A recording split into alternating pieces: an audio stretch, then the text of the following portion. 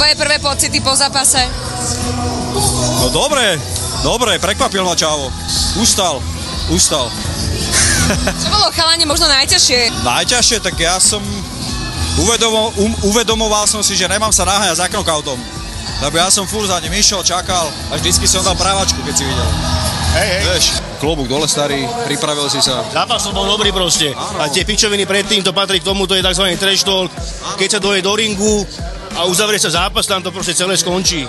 A takto by som sa aj povedať, že Je to šport. Je to tak. Takže nakoniec nás to spojilo. Jo, nech sa ti darí, brate. Gratulujem ti. Na čo chalani myslíte počas toho, keď spolu bojujete?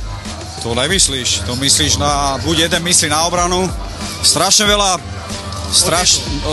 pičovín ti ide hlavou, že nevieš, čo máš skôr riešiť, že či sa máš vyfizovať, či sa máš na zaknokautom, či ho máš zatvárať, či sa máš uvoľniť a na nohách, strašne veľa vecí.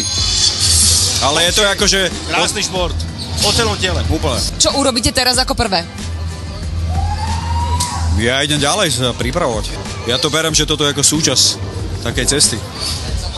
Že dávam si akože cieľe všelijaké.